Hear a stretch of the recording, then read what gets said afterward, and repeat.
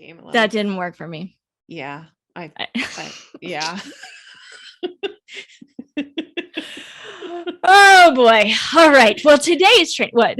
Were you going to say something? I was just going to say, no wonder you went on a spiritual journey after that.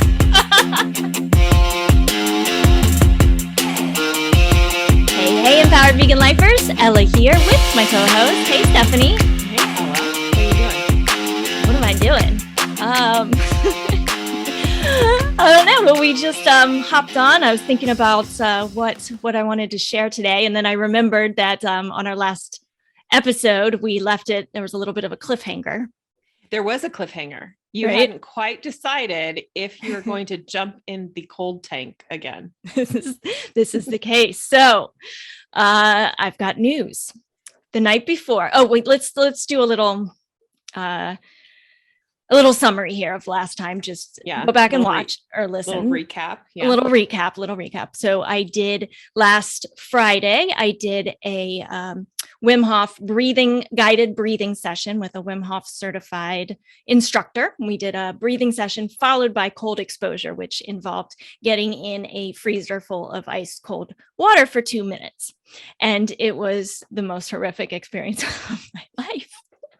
Not really. That's a little bit of an exaggeration, but I have a thing about the cold, and we kind of had this realization that maybe I died by freezing to death in a past life. And, this is how serious we're talking, but I did it. And I was very proud of myself, and I love Wim Hof. I love Wim Hof's breathing. I believe in his stuff. But cold just doesn't seem to work very well for me. So I had committed to 2 sessions, and this past Friday was supposed to be my second session. And all week long, I was, debating because I committed, and I've got this thing about once you commit, right? I want to fulfill my commitment to myself. I know nobody else gives a shit if I go and get in the cold water, but I did because I made that commitment. So the night before, Stephanie, I was up all night, and I was replaying in my head over and over again the moment of getting in that water. And every time I would replay, and then I would tell myself, I do my whole self-coaching. I'd observe that thought, and I'd say, Ella, this is really ridiculous because you're living this over and over again. And that is not very helpful. You just have to do it once. And then, if you decide to do it again, you're just doing it that one time. Why am I living it over and over again? So I'm battling. And then it hit me. I am operating from a place of should. Mm-hmm. And when that hit me, I immediately released myself. I gave myself permission to say, I'm not doing this again. And I almost started just laughing and crying at the same time. I was so relieved. I woke up then so happy. So no, I did not go back and do session number 2. What was your prediction? Did you have a little prediction? Did you have I think percentage wise, I'm 50-50 or? I had a hope that you would give yourself a break and say, I don't have to do this. And that your bigger commitment, you would see that the bigger commitment was to yourself, to not put yourself through a very miserable situation. And I do not want to discourage anybody else from doing this. I am telling you guys, there was so many people that were there because they were addicted to it. A lot of people are going 3 times a week because it gives them such benefits, and it's exhilarating, and the anti-inflammatory response, there's so many benefits to doing this cold exposure. So I'm not poo-pooing that experience whatsoever. So just to make that clear, I just decided it wasn't for me, at least not at this time. And I did it once, and I'm happy that I did it once, and I might go back and do it again. I have another session that I can use. And if I have a friend who says, I want to go do it, and maybe it'll be right, and I'm leaving that door open. But for now, I am very happy not to. And guess what I might be doing? Guess what opportunity presented itself just yesterday, randomly? Tell me. A sweat lodge. I feel like that sounds more your speed.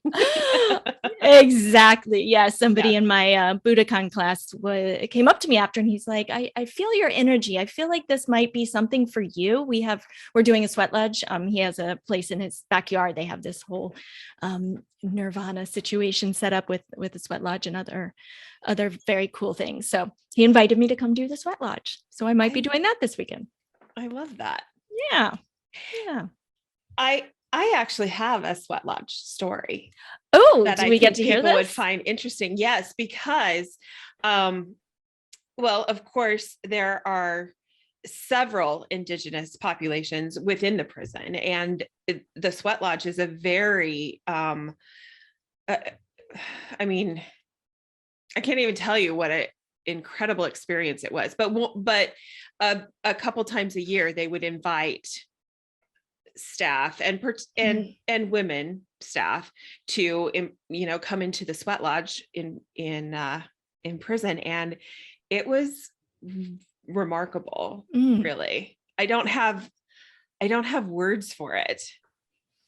It was that kind of impactful. Wow. But to even be invited was, I mean, just such a privilege to be there and to experience that with with people that are kind of on the fringes of our society because of the crimes they've committed, but then to see them now embracing that spirituality, that it is such a part of their their culture. And wow. Yeah, it was just it was absolutely incredible.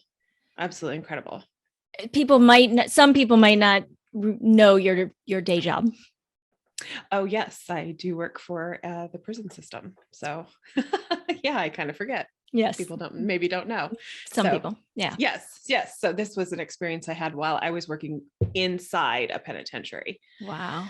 So wow. What was there any breakthroughs in particular that happened while you're there? Did you have any realizations? Was it just about the whole experience? Did you feel cleansed? Like what was the result for you? I felt very overwhelmed.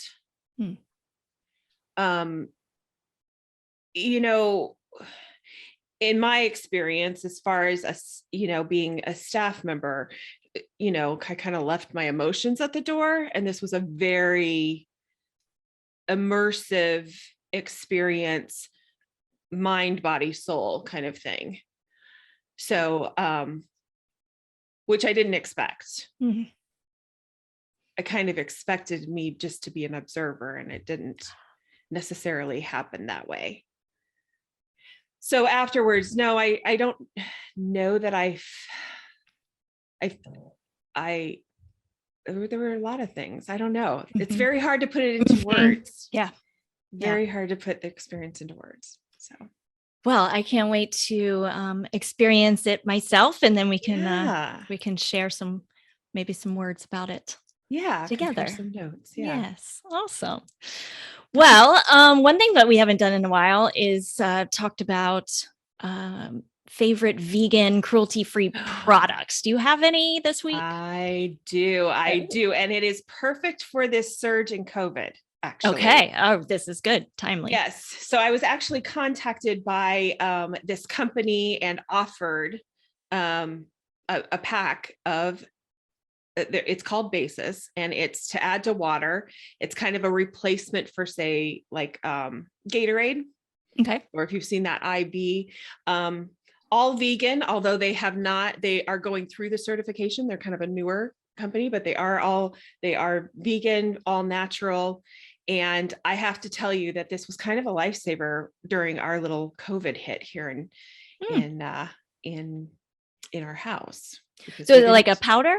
It's a powder. You add it to water, shake it up, and it really does provide a noticeable difference in hydration for me. So yeah, so they gave us a little boost for our listeners. It's 20% off using the code Vegan Life Coach. Oh, so cool. Yeah. I can't wait to try. I haven't tried it yet. Yeah. It's great stuff. Amazing. Great stuff. Well, I'll need it when I go in the sweat lodge. You definitely should have some. Yeah. That sounds like Yeah. a great thing. Well, I've got one more little funny story. I know we've got a fantastic training coming up. But I just have a little funny story if you want to Tell hear. me. Yeah. Yeah. So we've talked about the fact that I'm getting myself out there dating again. Right? Yes. And I have to share the worst pickup line I've probably ever heard in my life that was given to me on a dating app. Yeah. Yeah. And for those who don't know, I'm trying out some different dating apps. Some of them are vegan or veg friendly. Some of them are more mainstream. Actually, as of last week, I kind of stopped all of them, to be honest with you. And yeah, I'm so wrapped up in living right now and learning and being curious. And I feel like I'm having this kind of inner evolution as we speak. Lots of spiritual awakenings that I'm starting to have, and it was getting in the way. And and I feel very content with working on surrounding myself and putting myself in places where I'm around like-minded people and who are on similar journeys. And I just think that for me, I think that's going to be the way it's going to go. Yeah. So, but to get back to this story from Guillermo, so he asked me on the message in the app. It said, "Is your last name Gillette?" I said, I can almost guess. Because you're the best a man can get. Oh, Guillermo. I was like, are you serious? Gillette, I believe they still test on animals too. I don't want to say that but I'm pretty sure. So anyway, they're not a vegan company. So that made it even worse. Maybe if it was like, I don't know.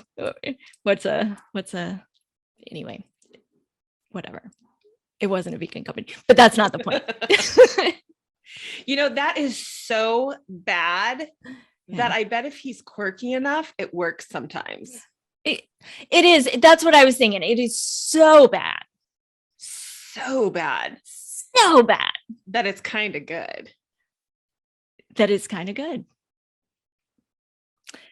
But, oh, Guillermo. But no. Guillermo needs to step up his game a little. That didn't work for me. Yeah. Yeah. Oh boy. All right. Well, today's train. What? Were you going to say something? I was just going to say, no wonder you went on a spiritual journey after that. That was like the last straw. That was the last straw. You got to get yourself off the apps and get yourself into your spiritual journey. My time cannot be spent flying to pick up lines like that. Just no. I got other things to do. My goodness. Jesus. Oh boy. All right. What are we talking about today, Stephanie? We are talking about getting out of the anxiety loop. This is huge. And I just think, every year, it seems like every month, it seems like there's just so much anxiety in the air in this world. And, it's just, we've talked about anxiety before, but now more than ever. Yes. I think this is so important to be able to handle that in a healthy way, especially in our young people too, and helping your children, Absolutely. And I do get into the physical effects of it too, of, spending that energy there and how that affects us and our sympathetic nervous system. So all the more reason to look at it and get off that train to nowhere. Yeah. You guys get ready to make some really powerful shifts. This one's pretty amazing. Aww. Yeah. All right. It is time for your weekly dose of coaching. Let's get to it. Anxiety has been a relatively constant destination for much of my life. It is as familiar to me as my hometown or any neighborhood I've ever lived in. The fact is that as uncomfortable as excessive worry is, there have been periods of time in my life when it was actually more comfortable to be in an anxiety loop than out of one. And if I was out of one, I would be worried about not being in one because that would somehow mean that I had missed something. I was late to the worry party. I was forgetting a key thing to worry about. I had missed the anxiety train. I'm guessing there's a number of you laughing right now because when said out loud, it sounds ridiculous. But also because this shoe fits you too. You can relate to the endless hours of days of energy spent in useless cycles of anxiety, trying to be prepared for any and all outcomes. You see, us worriers, we keep the world together with the power of our anxiety alone. We've prepared for every single unlikely event by thinking our way into a frenzied state so that everyone around us can be calm, cool, and collected. Don't worry, world. We are doing it for you. But let's break this down a little bit more seriously by looking at the thought processes that keep us locked in this train to nowhere. Our brains get stuck when something isn't quite tracking. We have to come back to that incongruity over and over and over again because our brains like things to make sense. When we engage in thoughts that produce anxiety, that is the signal that things don't meet the logic test that our brains are built for. Therefore, we keep coming back to the spot where it doesn't make sense in the light of our experience of the world. Most of our anxious thoughts come in the language of what ifs. We lean into the sense that something is wrong when the reality is that we are only posing the question to ourselves of what if. What ifs have no basis in the present and therefore no basis in the objective reality. What ifs are based in the future. We are placing our minds in a future state, trying to prepare for events that are not actually taking place. We're trying to control the uncontrollable.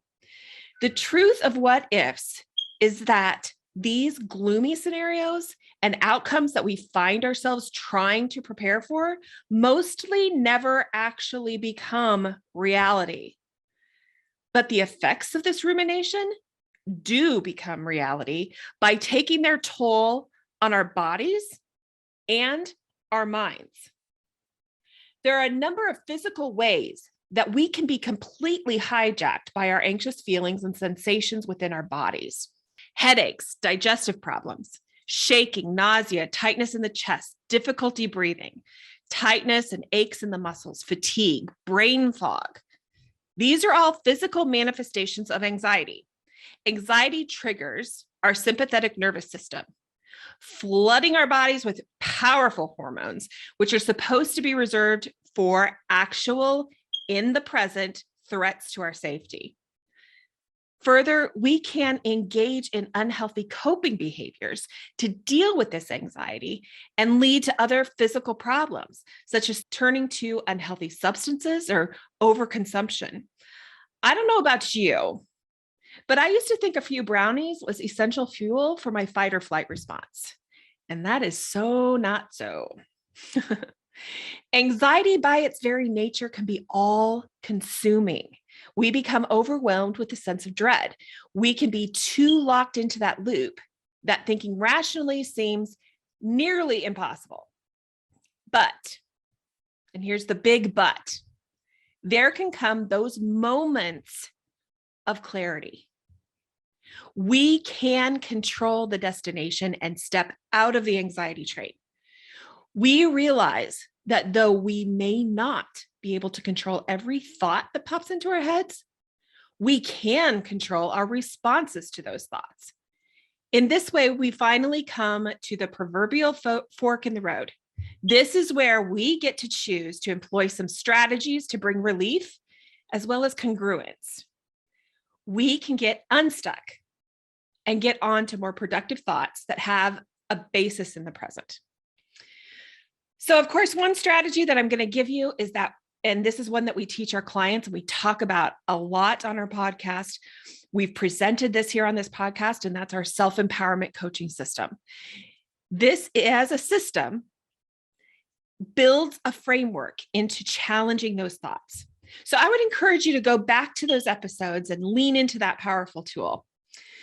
But sometimes you need a few tools before you can get to that kind of logic and to that framework. Our first one I'm going to suggest is just breathing. Simple, easy, you're doing it anyway, so just focus in. This works because breathing is always in the present. It is always in the now. It removes us from the future state. Focus on the in and the out of the breath by breathing very slowly, very deeply. This can have immediate and major impact because it's actually calming and slowing down our entire body systems. By calming the physical effects of anxiety, it allows us the space to then engage with the root cause of the anxiety, which is our thoughts. I would also suggest doing this by using a self-inquiry method. This is from the work of Byron Katie. I highly recommend her book, Loving What Is. And it's just a checklist of questions to ask yourself to challenge the accuracy of your anxiety thoughts. Number one, is it true? Number two, can you absolutely know it is true? Number three, what happens if you believe this thought? And number four, who would you be without this thought? This checklist allows us to challenge whether or not our anxieties are based in facts and reality. It then asks us to reflect on those harmful effects of choosing to believe the anxious thoughts. And then finally, it just invites us to analyze how much better we'd feel without the anxiety, who we would actually be able to be if all the energy we were using and in the engaging in the anxious anxiety loop were placed somewhere else. And that somewhere else is being our best selves. Challenging the thought brings us the benefit of breaking free from that thought. It becomes so easy to think that our anxious thought is true, that our anxious thought is what is really going on in the external world. But the real problem is that that thought is only what we think is going on in the world. It isn't necessarily the truth. Yes, there are real life issues, but when our thinking is clear, when we are actually present, we are actually better equipped to manage real life, real-time issues, rather than being locked in those made-up scenarios in our heads. And in that way, we can get off the anxiety train to nowhere.